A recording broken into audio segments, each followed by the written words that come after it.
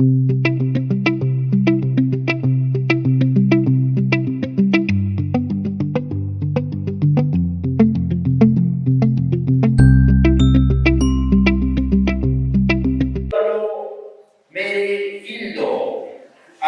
sensible y promotor de la cultura andina, colaboró durante los años 80 como coeditor de los libros sobre medicina natural. En 1997 presentó su libro El despertar del Puma, camino iniciático inca, en el que reveló su experticia en la comprensión del conocimiento esotérico dentro de la arqueoastronomía andina. En 1999 rindió homenaje a la ciudad sagrada de Machu Picchu en su libro La ciudad de cristal de Machu Picchu. Su extensa investigación le ha valido merecidos reconocimientos y distinciones, incluyendo la publicación de sus libros en Polonia, Hungría y Brasil. Marco es conferencista internacional y enseña sobre la cultura ancestral de los Andes, promoviendo la experiencia chamánica como uno de los caminos de la liberación para la generación actual. Su último libro, Inca Power Place, Solar Initiations, revela importantes secretos del conocimiento iniciático de los sabios Amauta, que expresaron en sus templos, palacios y ciudades como testimonio para todos los tiempos. Recibamos por favor con fuertes palmas al profesional para que el día de hoy también pueda realizar una exposición magnífica.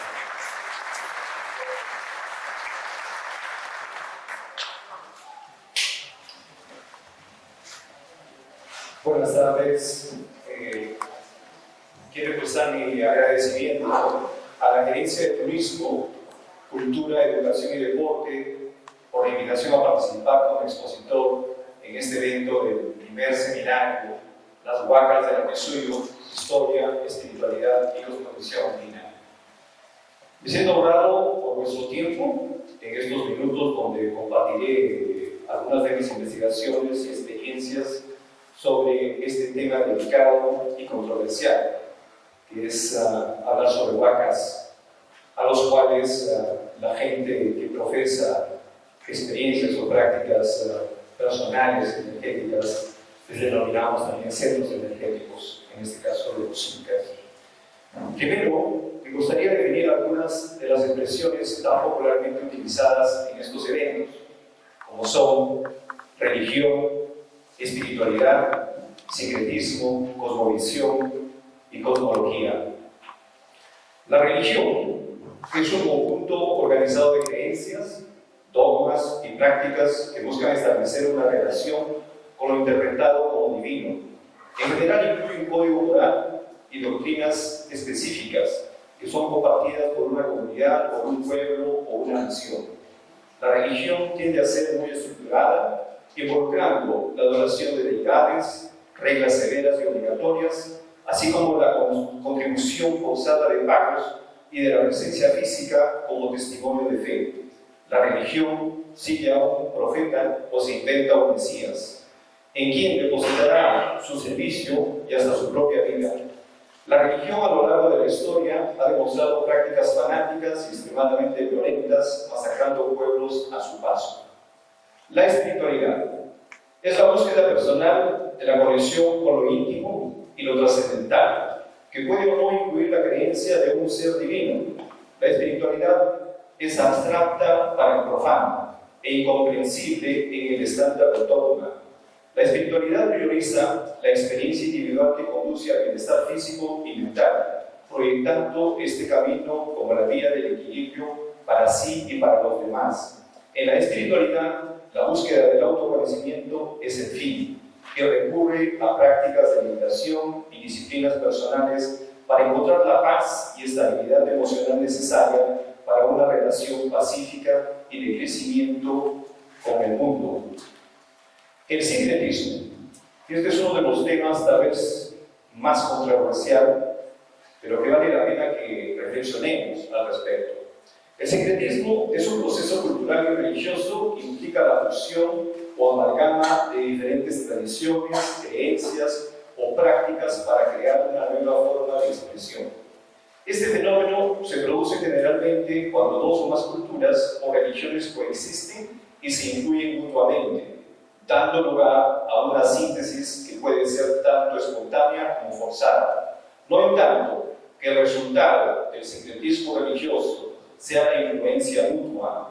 En el caso del sincretismo de las creencias indígenas en el Vaticano, no funciona plenamente, debido a una combinación de hechos históricos, de políticas autoritarias, de adaptaciones limitadas y conflictos culturales. Entonces, el llamado sincretismo de los Andes es una falacia, ya que en contextos donde las relaciones de poder están desiguales, se convierte en una forma de dominación cultural y religiosa. En el Perú actual, se estima que el 94% de la población se identifica como cristiana, lo que incluye tanto católicos como evangélicos. De este porcentaje, más del 75% son católicos, mientras que alrededor del 14% se consideran evangélicos.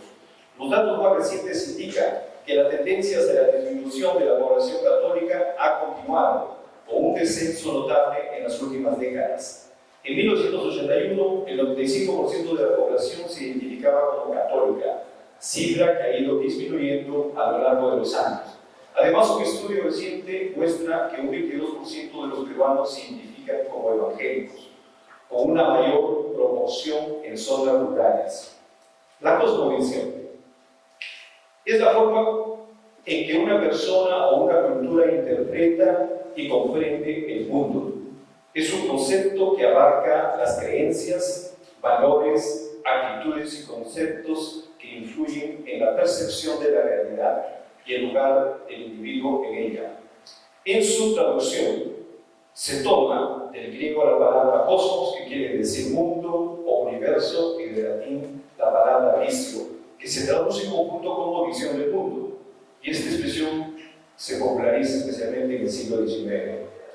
La cosmología es la rama de la ciencia que estudia el universo en su totalidad, incluyendo su origen, evolución, estructura y las leyes que lo origen. Este término proviene del griego cosmos, universo, o orden, y logia, estudio o tratado. La cosmología se puede dividir en varias subdisciplinas, cada una enfocada en diferentes aspectos del cosmos. Por esto, deseo exponer que los cristianos del siglo XV y XVI llegaron a estas tierras con una religión llena de fanatismos, con una cosmovisión llena de dogmas, con una cosmología tan limitada que creían que en el horizonte terminaba el mundo. Con este bagaje interpretaron y escribieron lo que vieron o lo que creyeron ver, y lo que algunos informantes les comunicaban. Aquí coloco algunos ejemplos de la cosmovisión que los guió para sembrar una historia típica de aquel que ostenta el poder. Entre los cronistas realmente el tema sería arduo, interminable, hacer un estudio minucioso de lo que proponen y de los argumentos que ellos mismos se utilizan para invalidar lo propuesto. Quiero darles unos ejemplos. Pedro Cieza de León, en el capítulo primero de sus Crónicas del Perú, el señorío de los Incas, describe: cierto de esto, todos los que somos cristianos nos debemos alegrar y dar gracias a nuestro Señor Dios, que en todas partes hay templos y casas de adoración, donde el Todopoderoso Dios es alabado y servido, y el demonio ha sido lanzado y vituperado y abatido, y derribados los lugares que para su culto estaban hechos.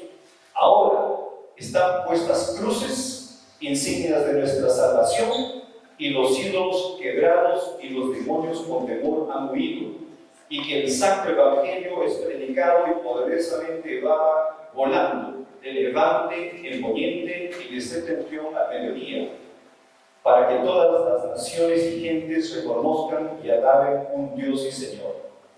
En el capítulo 19, su misma crónica describe: En gran manera son cautelosos y de poca verdad. Ni la paz que proponen sustentan. Muy grande es el dominio y señorío que el demonio, enemigo de la natura humana, por los pecados de esta gente, sobre ellos tuvo, permitiendo el Dios. De lo alto del tablado atan a los indios que tomaban en la guerra por los hombros, y dejándolos colgados, y algunos de ellos sacaban los corazones y les ofrecían a sus dioses o al demonio, a honra de quien se hacían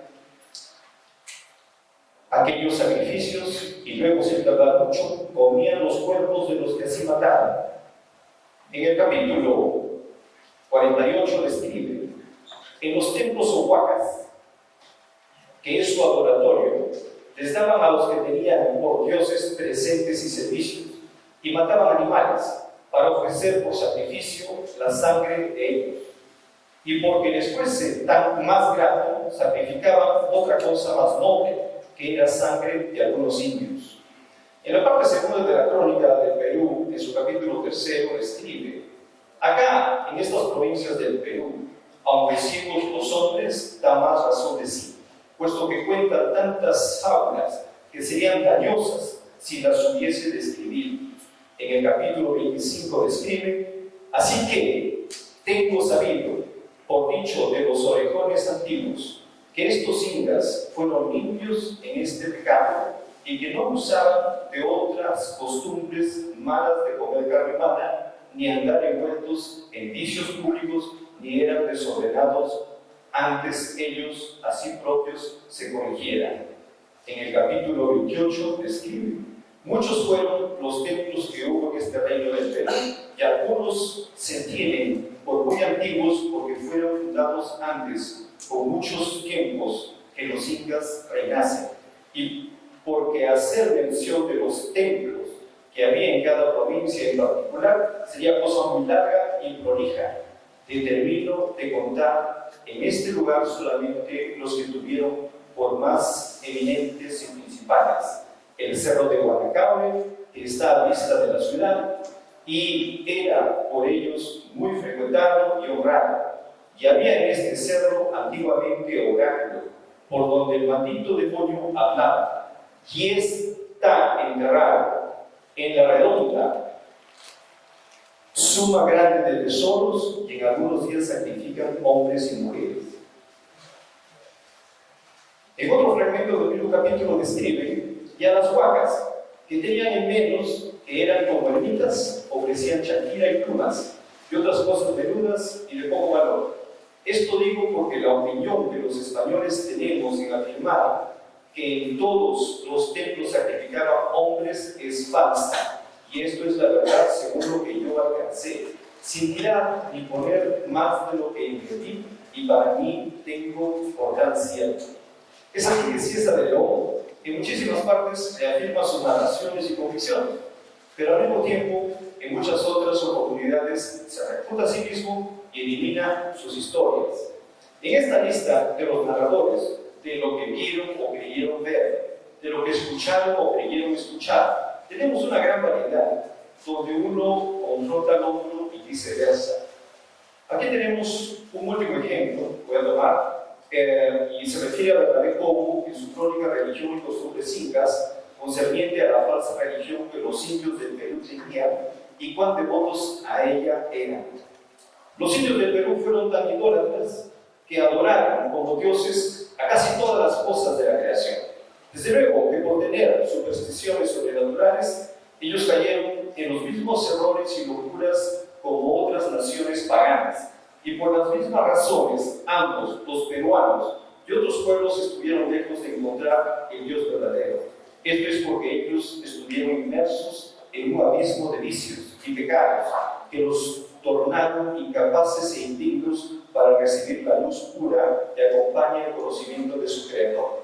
El diablo, el común enemigo de la humanidad, movido por su arrogancia y envidia de nuestra prosperidad cristiana, usando malicia y astucia, consiguió suceso y usurpó de esta gente ciega la adoración que ellos realmente poseían del Dios verdadero. y así el diablo los tenía prisioneros, privándolos de la felicidad que él mismo no merecía. Después de encontrar terreno fértil en las estupideces e ignorancia de estos bárbaros, el diablo reinó sobre ellos por muchos siglos, hasta que el poder de la cruz comenzó a despojarlo de su autoridad y expulsarlo de esta tierra y de otras de este nuevo mundo. Yo sé que estos minutos pueden ser un poco cansativos, pero es importante entender de dónde viene la mayor parte de las informaciones que hoy día en la historia se utilizan para confirmar, reafirmar o utilizar el argumento de algunos de los conceptos que en su forma primigenia deberían ser considerados de alto nivel. Entonces, he utilizado algunos de los párrafos en alguna de las crónicas, utilizados convenientemente, no por querer incomodar a nadie, sino para que coloquen como algo en su propia reflexión y, obviamente, ir tal vez a unos lugares que consideramos sagrados para que estos lugares nos transmitan las altas frecuencias que irradian por su propia naturaleza. Yo sé que en algunos de los testimonios de las crónicas se ha generalizado tanto la expresión huaca que incluso a objetos transitorios se les ha denominado huacas, una mazorca de maíz, una mujer o un varón, y X elementos de la vida, de tal forma de que si una mazorca de maíz cae al agua o un roedor llega, técnicamente la huaca desaparece. Entonces no sería el concepto profundo en su esencia de entender de lo que pretendemos abrazar como sagrado. Y ese es el punto que tal vez quiero tocar para que tengan una visión mayor en estos sentidos, y agradezco a los precursores o a aquellos que han puesto toda la fuerza necesaria para hacer no solamente las limpiezas, las delineaciones en todos estos centros energéticos, centros sagrados, para que nuestra comunidad o el mundo pueda visitarlos, haciendo al mismo tiempo una observación de que los administradores de los lugares no los bloqueen completamente, como es lo que sucede en muchas de las huacas, en muchos de los centros ceremoniales, donde uno no puede aproximarse más, donde una orden de poder vertical dice quién entra y quién no. Entonces, esto acá lo coloco como reflexión, porque ha sido gracias a la perseverancia de algunos investigadores independientes que hemos conseguido develar cosas sorprendentes sobre las huacas. Y quiero compartir con ustedes algunas imágenes para que tengan una idea. Algunos de los temas ya son conocidos, pero hay un público nuevo a quien tal vez le va a llegar algún mensaje más. Por favor, vamos a comenzar. Nuestro planeta no podemos presumir de que es aquí solamente que tenemos lugares sagrados o energéticos y que de pronto en Europa no existían. Esto ahí sería pues una falacia. Obviamente que si vamos a estar sujetos a la visión religiosa extrema, radical que tuvo la Iglesia cuando llegaron a estas tierras, el patrón de definir lo sagrado estaba de acuerdo a sus dogmas y conceptos. Entonces nosotros no vamos a limitarnos a esta línea tan cerrada que estas sociedades tenían. Entonces en el mundo existen lugares energéticos por todo lado. Algunos de frecuencias menores, otros de gran expresión, a tal punto de que la gente sensible, cuando llega a esos lugares, consigue sentir de qué se trata. La siguiente. Aquí nosotros tenemos una simulación de nuestro planeta, donde podemos apreciar una distribución lineal, vertical o horizontal, y en cada punto, didácticamente hablando, donde hay estos cruzamientos de líneas, solamente para que sea didáctico, quiero darles el ejemplo, podríamos visionar de que existen centros energéticos y que estos centros de alguna forma están moviendo todo nuestro planeta. Los sabios de todos los grandes pueblos siempre han tenido la habilidad de identificar aquellos centros, de reconocer por su presencia física, por su radiación energética, por su manifestación de belleza. Todos estos aspectos han contribuido para que los sabios los identifiquen y deseen preservarlos o construir algo. La siguiente. Aquí nosotros tenemos una imagen a grosso modo del territorio identificado como el Tahuantinsuyo, el Tahuantinsuyo, los 4 lugares del Sol, y tenemos una de las imágenes que representaría pues, a uno de los seres de visión cósmica mayor, a quien se le ha denominado Huiracocha. Entonces ha sido una manipulación extrema que a los foráneos en el siglo XVI y ellos adjudican ese título para sí mismos, que eran llamados de Huiracochas, porque ellos lo escribían. Entonces hay una manipulación extrema. Si nosotros entendemos dentro de lo más profundo que Huiracocha podría ser la expresión más próxima del ser humano para identificar lo divino, a Dios. La siguiente. Aquí tenemos el lago Titicaca, y hay algo sorprendente.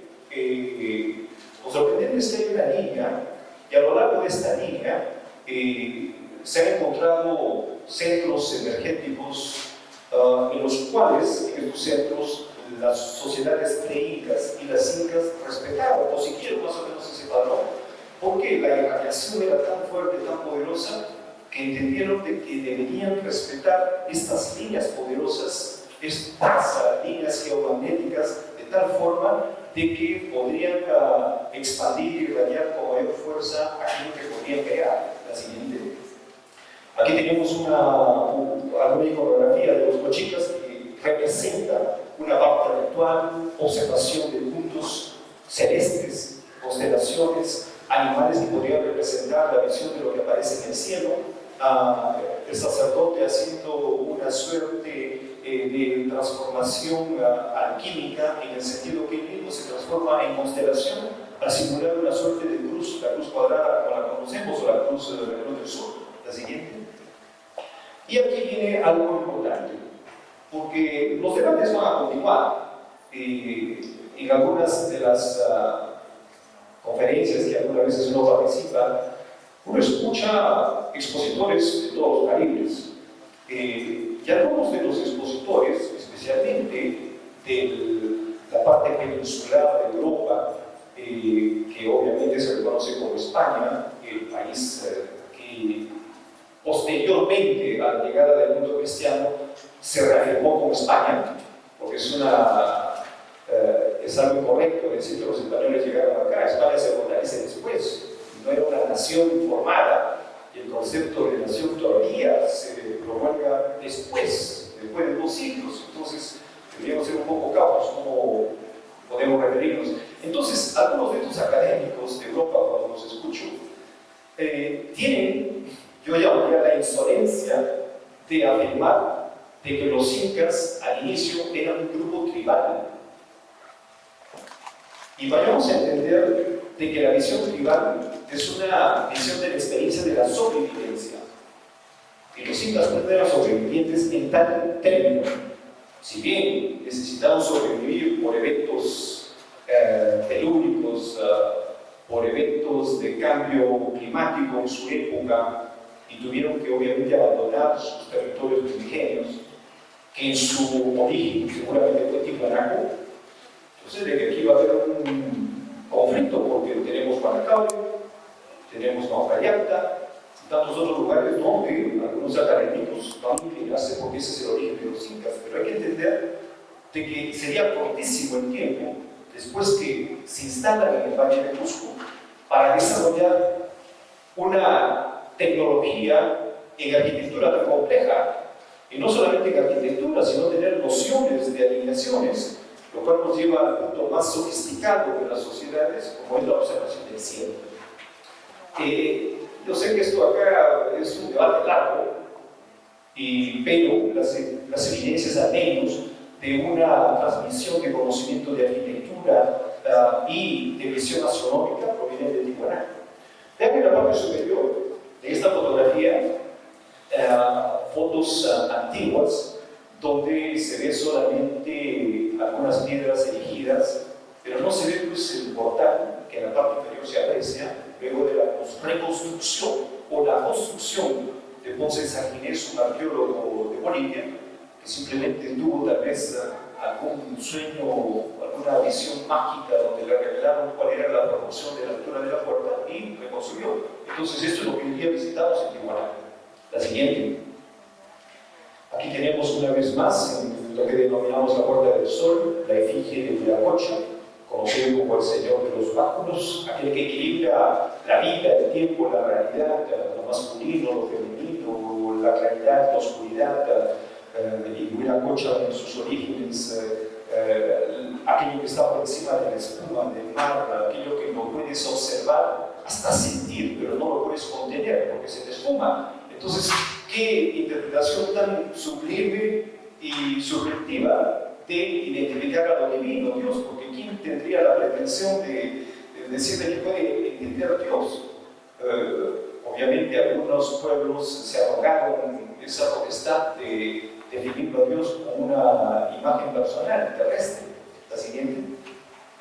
Acá tenemos un observatorio astronómico que está en el lago Titicaca, que durante un buen tiempo se lo ha reconocido con el nombre de Inca Huyu, porque supuestamente los incas lo construyeron y la traducción literal de Inca Huyu es el faro del Inca, porque algunas de las piezas líticas que se encontró alrededor sugieren ser faros.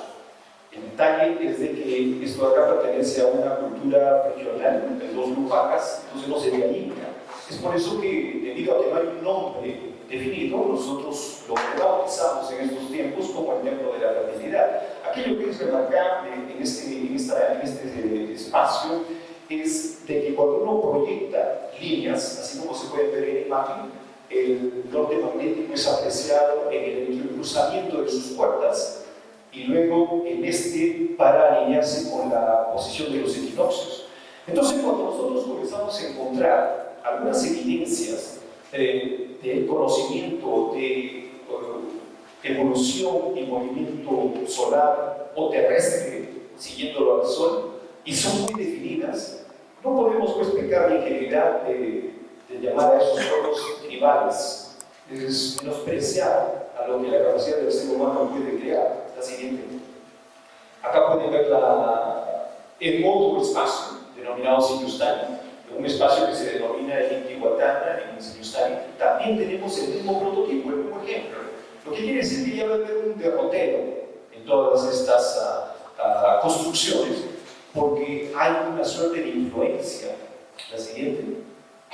Aquí tenemos de nuevo la visión en relación a la parte íntima, a la parte energética, y es ahí donde de pronto la gente que tiene un recorrido mayor en estas vivencias meditativas, energéticas, consigue entender.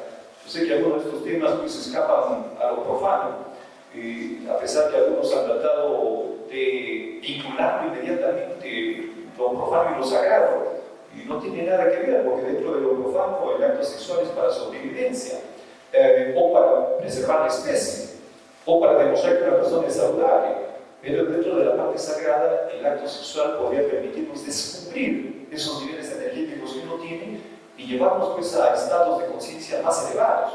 Y los sabios, tanto pre-incas como incas, lo sabían.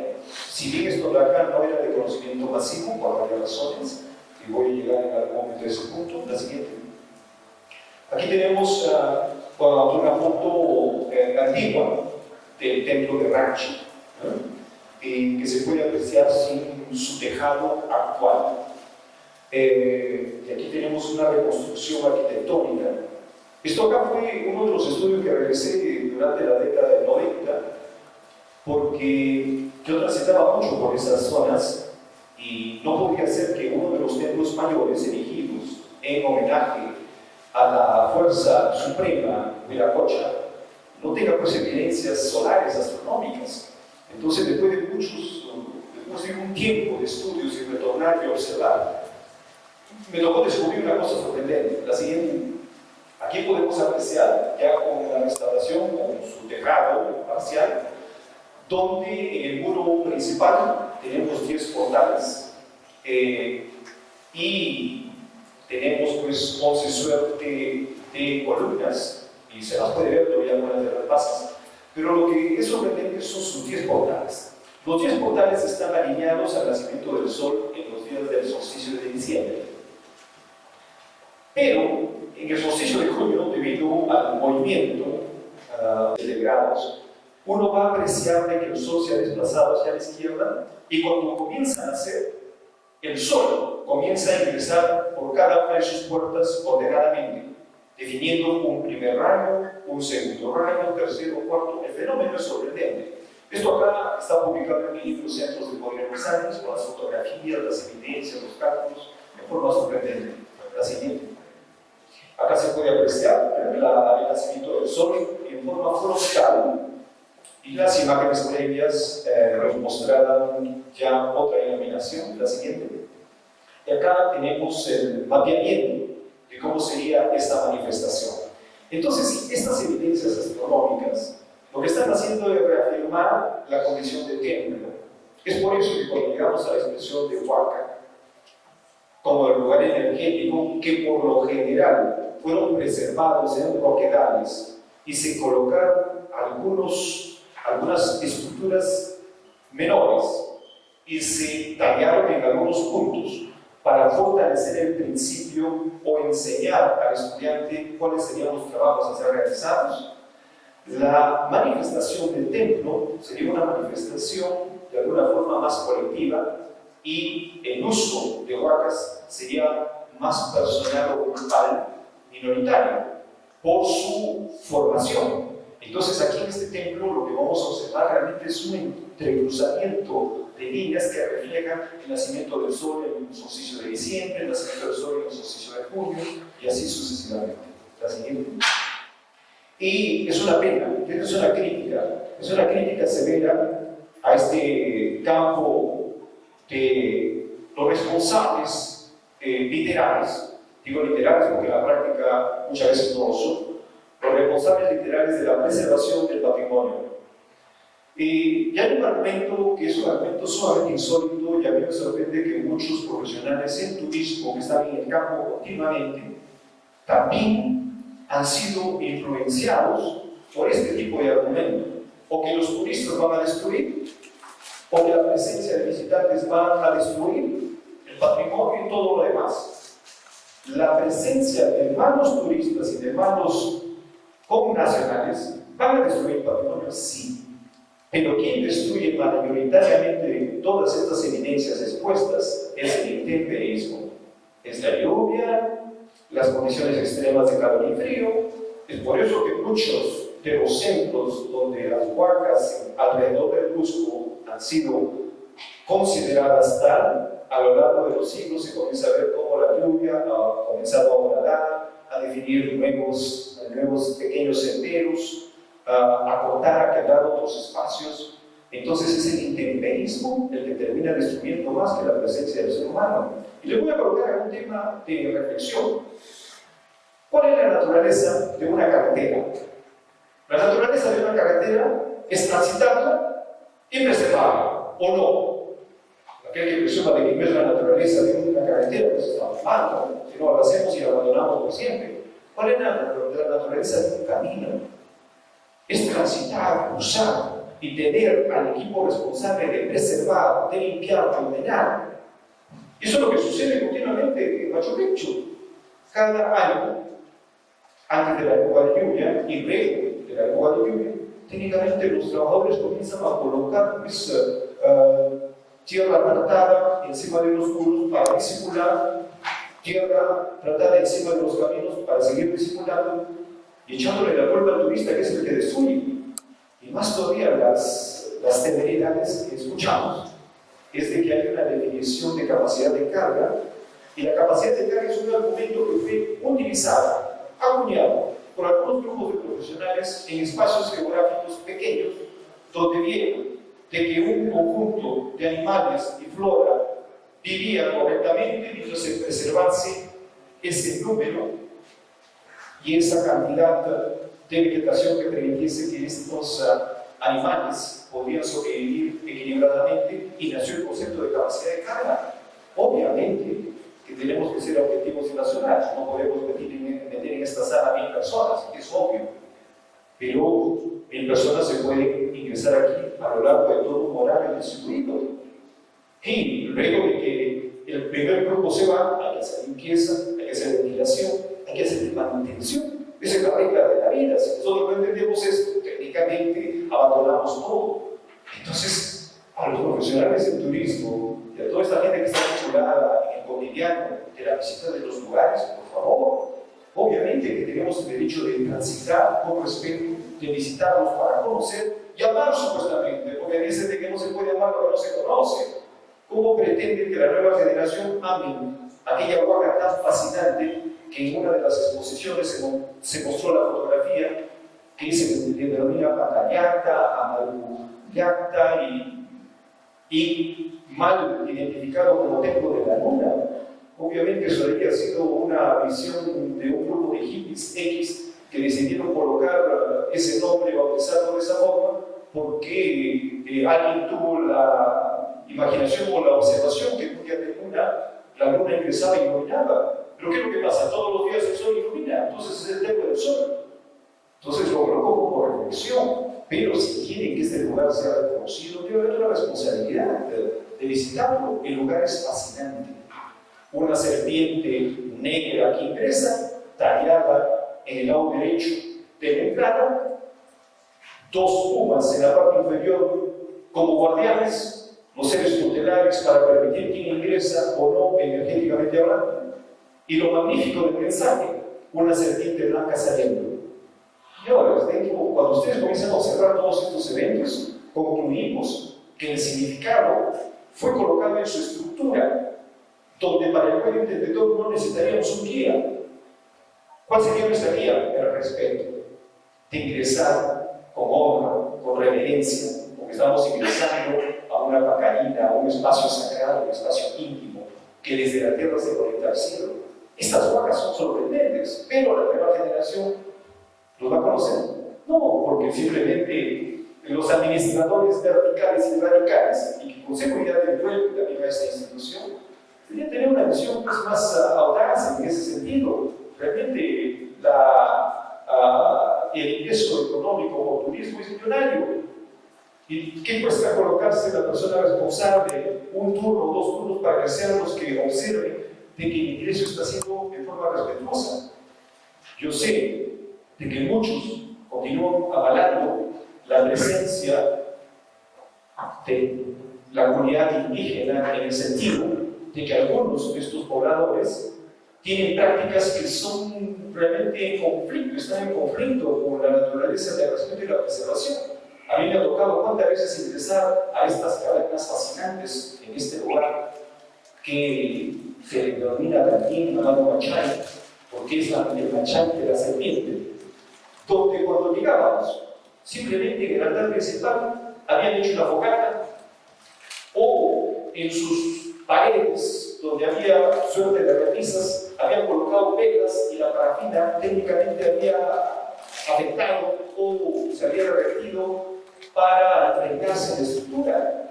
Entonces, estos santos denigran el lugar de estos centros sagrados y se tiene que entender de que estos lugares le pertenecen a todos, no solamente a uno. Y el gran problema dentro de la experiencia mística e ignorante, porque el misticismo está fundamentado en el misterio, y el misterio es aquello que no se conoce, de tal forma de que aquello que no lo pueden explicar, la tendencia es inclinarse a lo místico. Y el misticismo es, de alguna forma, la expresión más ignorante de abrazar la historia. Es por eso que algunos presumidos de nuestra comunidad, muchas veces, continúan teniendo esos actos realmente de vandalismo contra nuestras huacas. No puedes llegar al altar y ponerle fuego porque simplemente tienes que quemar una supuesta ofrenda, o vas a colocar velas porque alguien te lo dijo que es así. Realmente el misticismo ha afectado grandemente a todos esos lugares, y por eso es importante que se defina de qué forma el ser humano tiene que aproximarse a estos centros sagrados. Así que, y estaba hablando de la chacana del templo de Huaracocha. Entonces, ¿qué cuesta colocar un techo decente para proteger? Porque la lluvia no llega solamente por ser un movimiento vertical. llega inclinado, el viento comienza a definir su trayecto por donde fuertemente sopla, entonces debería crearse formas y el diseño previo es del sistema escalonado que aún es visible para las personas que han transitado desde hace décadas por ahí, para la nueva generación ni cuenta se dan. Entonces es un agravio increíble de que esta evidencia que existía en este lugar simplemente ha desaparecido, está por desaparecer. Entonces es una crítica a aquellos que son los responsables o que presumen serlo. Y sería bueno que consideren otras formas de acción para que sean preservados. La siguiente. Este es otro diseño de la cinematografía de Bochicas, especialmente, donde nos muestra la parte ritual, la parte de reverencia, pero de nuevo, ¿no? En la generalidad de llamarle huaca a todo, como les dije, ¿no? Una mazorca de maíz iba a ser huaca, pues el roedor viene y la huaca desapareció. Y no se trata de eso, porque si la expresión de huaca es algo sagrado, lo sagrado debe ser preservado. Es por eso que siempre en estos niveles energéticos nos inclinamos para dar el reconocimiento a la huaca, a las estructuras sólidas, y no de tránsito, porque ya se imaginaron de repente cualquier objeto o una momia es una huaca, entonces vamos a robar a la momia y de pronto la huaca desapareció. Realmente algo tan superficial, tan básico. Es por eso que leí lo que escribían algunos de los cronistas, donde ellos dan comentarios y se refutan a sí mismos. Entonces, si vamos a considerar esto como la base ciega y científica, supuestamente para entender la historia, tenemos que revelarla profundamente. La siguiente. Gracias. Este es otro ejemplo, ¿no? De cómo algunas estructuras en nuestro mundo han sido reconocidas. Esta es la pirámide de Chichén Itzá, donde en la puesta del sol, en los días de los equinoccios, septiembre y marzo, simplemente el sol, por su posición, va a iluminar la zona de las escalinatas y van a definir la forma de una serpiente como se puede apreciar ahí. Entonces no era solamente del conocimiento de un pueblo, sino todos los sabios, las culturas sabias del mundo han tenido algo de conexión con el cielo y observaciones muy puntuales. La siguiente. Y aquí llegamos al área de Cusco. Este es el valle, ¿no? La siguiente. Aquí tenemos una proyección radial desde el centro de Cusco. Y esto también es un tema que a mí me sorprende, porque alguien que ustedes, obviamente que todos utilizando la imaginación podemos imaginarnos líneas imaginarias, ¿o no? Todos pueden imaginarse líneas imaginarias. De pronto, pues por capricho personal, voy a decir, miren, esta línea imaginaria tengo este centro energético, porque lo digo yo. Y en alguna de la exposición previa, alguien cuestionó y dijo, pero ¿por qué no se muestra en la relación de los denominados X la huaca conocida como zona X? ¿No? Porque simplemente, pues no, las informaciones que recibieron o creyeron recibir a aquellos que narraron parte de la historia eran muy parciales o tergiversadas o localizadas, tal punto de que no estaría pues, en el conocimiento pleno de la población. Esa es la razón por la cual Machu Picchu nunca fue descubierto y abrazado, y no hay una capilla o una iglesia en Machu Picchu, porque simplemente no fue del conocimiento popular del habitante común en Cusco o en el Valle Sagrado, y eso tenemos que entenderlo. ¿Por qué? Porque esos lugares eran de manejo exclusivo, hermético, esotérico, exclusivo. Entonces, tenemos que aprender a diferenciar esos aspectos si queremos abrazar algunos temas mayores de la historia. La siguiente. Acá tenemos Cusco, conocido que hasta hoy día se reconoce, y si seguimos el trazo de sus calles, podemos definir la forma de un puma. La siguiente. Aquí tenemos a Sacsayhuamán con su simbolismo serpentino, de rayo, de relámpago, de cabeza de felino. La siguiente. Y aquí tenemos Cusco. Y este es el tema que quería colocarlo también en observación. A mí siempre me llamó la atención que la capital del imperio inca, Cusco, técnicamente debería tener mucho más de aquello que podemos apreciar que es grande, fabuloso, fantástico.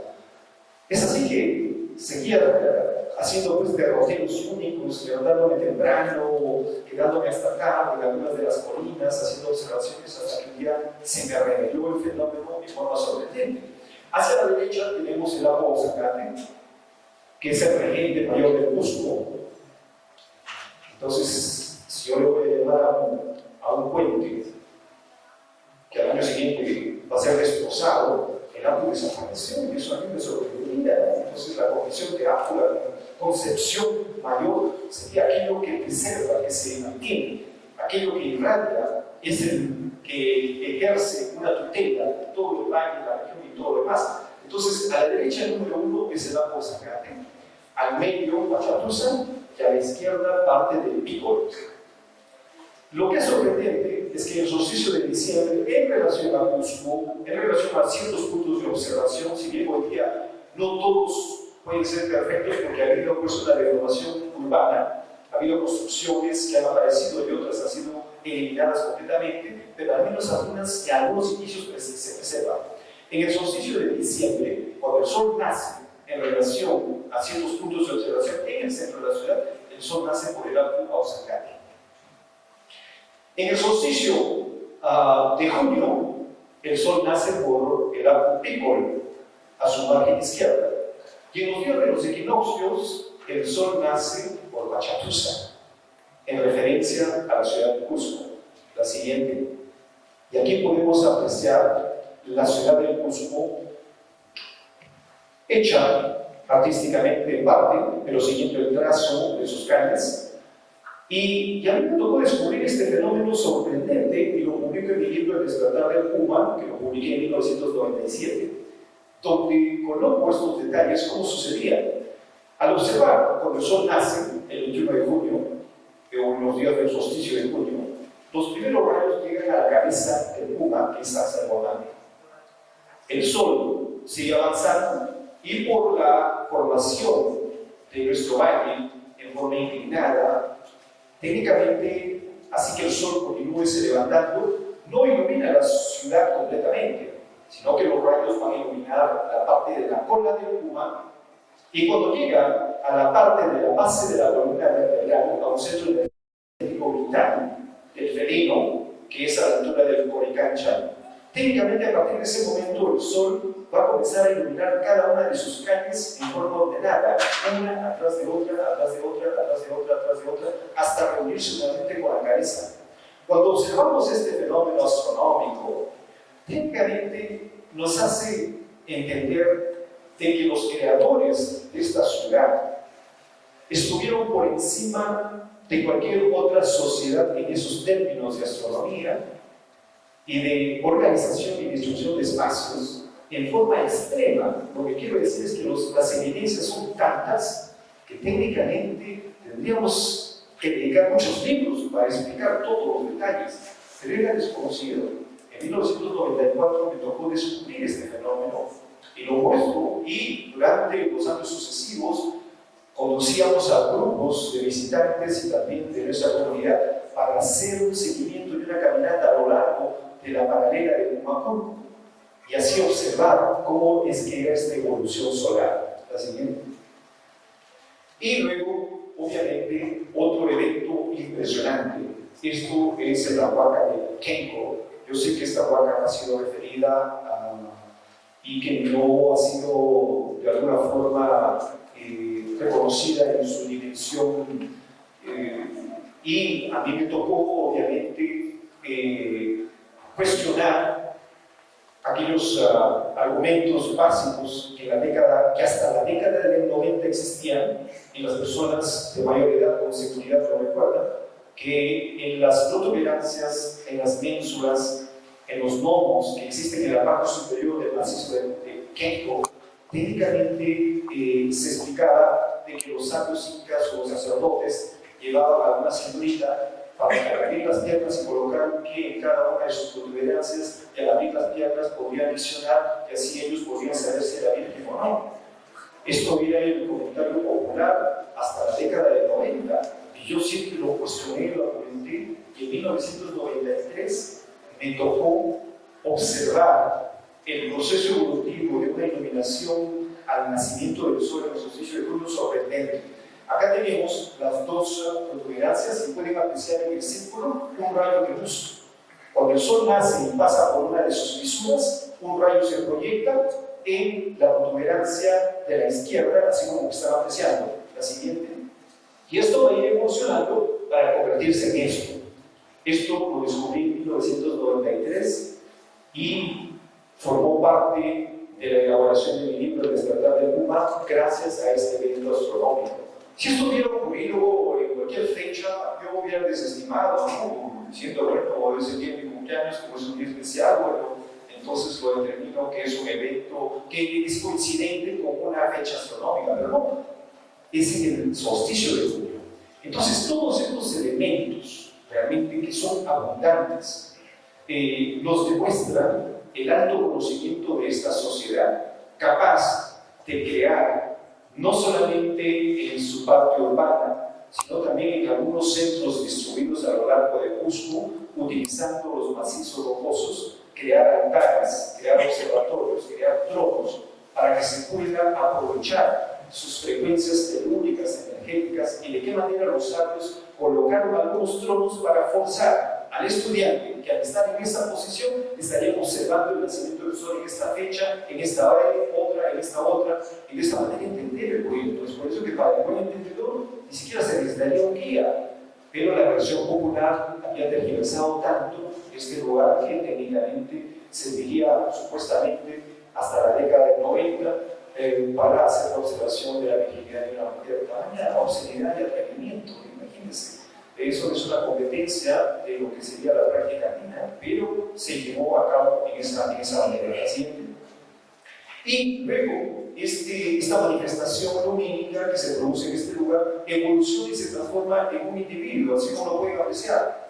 Entonces, todo esto me fue llevando a abrirme y entender un poco más otra visión de lo que sería, pues, no solamente lugares de alineación geomagnética para observaciones, sino de qué forma estos lugares influyen en la presencia del ser humano. Es por eso que yo deslindo radicalmente la práctica popular, misticismo ignorante, la religión pretendida para justificarse con la combinación con lo sagrado, pueden llamarlo tradición, si ustedes quieren, o de cualquier forma, pero obviamente hay una gran separación entre la experiencia personal y cómo los sabios definieron estas cosas frente a lo mutuo común que hoy día se preserva. La siguiente.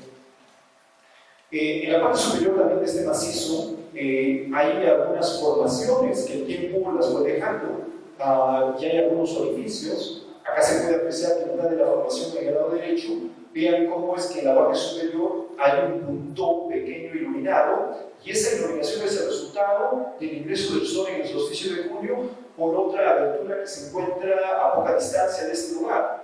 Infelizmente, todas estas cosas ya no pueden ser observadas físicamente porque las reglas de la visita de lugares son tan extremas, tan radicales, que nadie tiene acceso a estos lugares. Y, una vez más, no es el ser humano el que termina destruyendo si es responsable. Es por eso que hoy día existe tecnología y se debería utilizar alta tecnología para generar una capa de recubrimiento en todos estos lugares para que el intemperismo no termine destruyéndolo completamente. Esto acá es una crítica, una observación a estas instituciones que se rogan el derecho de la preservación. Este lugar va a ser con el tiempo destruido poco a poco. Y existe tecnología sintética, impresionante, transparente, para recubrir estos lugares de tal forma que la lluvia le afecte menos. La siguiente. En la parte interna de este pasaje de Kenko, el lugar que una vez más también ha sufrido interpretaciones groseras, como que es el lugar de sacrificios, tanto de animales como de seres humanos. Eso es parte de la historia clásica, y me imagino que algunos de los que son profesionales del budismo pues lo han escuchado tantas veces o hasta lo repiten. Entonces hay que entender que dentro de lo sagrado, la matanza de animales para favorecer a terceros es una práctica popular, pero eso no es una práctica que es abrazada o comulgada por la gente entendida en lo sagrado, en lo energético, y mucho menos la muerte de un individuo, de una mujer, de una virgen o lo que sea. Estas son aberraciones históricas. Una sociedad que consigue hacer observaciones astronómicas se va a estar preocupando de que al matar a un individuo, o a 100, o a 1000, el tiempo va a cambiar, o va a tener abundancia, o va a tener paz. La paz se consigue por acuerdos, por alianzas, por ofrecimiento de lo mejor a todos. Realmente el alimento se consigue gracias al esfuerzo de la siembra y de la cosecha. Entonces hay muchos argumentos andinos que son sorprendentes, como por ejemplo que no se construía a lo largo de los valles, porque se priorizó el alimento, la siembra, y se prefirió construir en lugares más elevados que no invadiesen territorios y distribuir la capacidad agrícola. Entonces hay elementos tan contundentes, tan coherentes, tan lógicos como experiencia andina que realmente confrontan radicalmente esa manipulación de que los sabios mataban, sacrificaban para que beneficien a sus dioses. Ese es un argumento que se cae. Eso de ahí debería ser erradicado completamente porque no tiene fundamento, y peor cuando se mezcla con lo sagrado. Presumir que un acto sagrado es matar a un tercero, ahí estaríamos cayendo pues en la radicalización de algunas culturas que aún hoy día existen, como esas culturas del Medio Oriente, que gracias a la influencia extremista presumen de que es un mandato divino matar a todos los infieles. Realmente esto es extremo, y esa mezcla de religión fanática y dogmática con espiritualidad. Entonces tiene que llegar un momento en que se aprende a separar esas cosas. La siguiente. Y aquí tenemos el fenómeno en los equinoccios. En primer lugar, en los equinoccios la mitad es iluminada al amanecer y la mitad se mantiene en la sombra. Ya al atardecer el fenómeno se veía impresionante. Entonces esto también es en esta misma huaca, Piquenco, la siguiente. Y esto ofrece el fenómeno del solsticio de diciembre, la siguiente. Y aquí se puede apreciar cómo es que hay un haz de luz que divide en forma diagonal en la parte inferior. Técnicamente esta observación, pueden ver acá cómo el sol pasa y hace un corte en este pedestal, en este pequeño trono, el cual seguramente el sacerdote se ubicaría. La siguiente. Y acá tienen la simulación o el diseño que lo grafica. La siguiente. Y aquí la lectura completa: solsticio de diciembre, solsticio de junio, equinoccios. Entonces, es uno de los observatorios más completos que tenemos a lo largo de los Andes, como también el observatorio de Incalizana en Ollantaytambo, como también el Intihuatana de Machu Picchu y tantos otros. Entonces, yo celebro de que se ofrezca la posibilidad de conocer las huacas que se están limpiando y eventos como estos para educar sobre el significado de estos lugares. Pero, al mismo tiempo, espero que no solamente nos permitan llegar hasta la puerta y digan: señores, llegamos hasta la puerta, hagan su foto desde acá y váyanse. Eso sería realmente un agravio a la intención de poder apreciar, conocer y entender cómo funcionan esas huacas. La siguiente.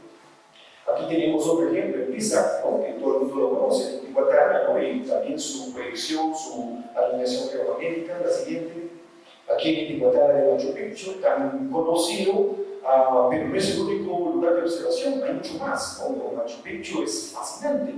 Y Machu Picchu tal vez es el ejemplo del prototipo de qué los sabios querían para la sociedad.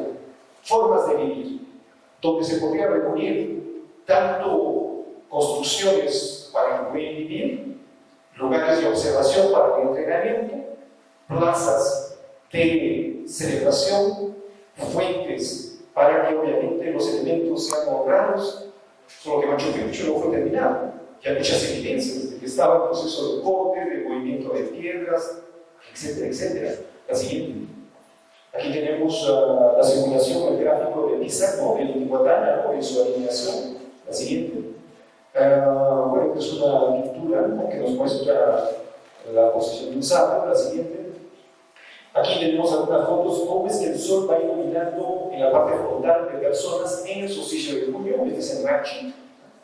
Y aquí a la derecha es en la ciudad de Cusco, en la calle que se denomina Siete Culebras.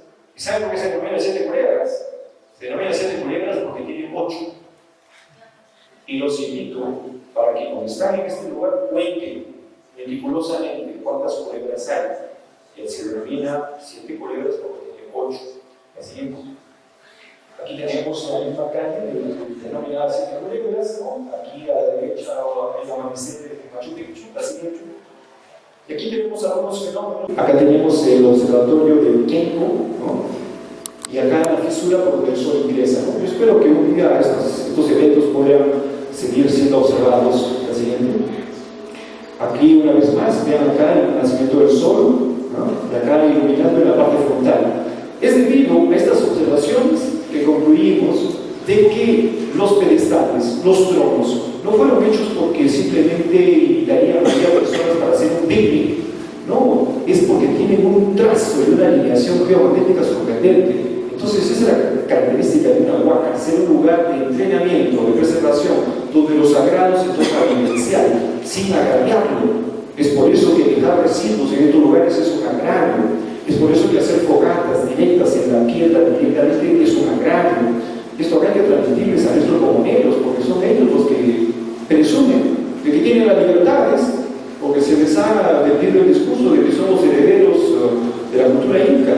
Y ahí tendremos que ser un poco más plenos en entender que todos de alguna forma abrazamos esta cultura ancestral. La siguiente. Aquí tenemos una observación en el observatorio de Ollantaytambo. Vean, en los días de los equinoccios, vean lo que se define, ¿no? Acá su simulación. Obviamente que hay que utilizar la imaginación. Nuestro acá no está escrito, no persistió, no sobrevivieron pues, los sabios, los maestros para transmitir estos conocimientos. La siguiente. Y aquí otro evento sorprendente. Vean acá, en la puesta del sol del solsticio de diciembre, en la fuente denominada de las Ñustas, en esta fuente sagrada, se aprecia cómo el sol obviamente define una sombra, y aquí está. Aquí está en 1998, cuando yo confronto esa sombra, y me sorprendió grandemente, con cabello negro todavía, ahora estamos ya con cabello más blanco, pero bueno, voy a hacer un largo trayecto. La siguiente.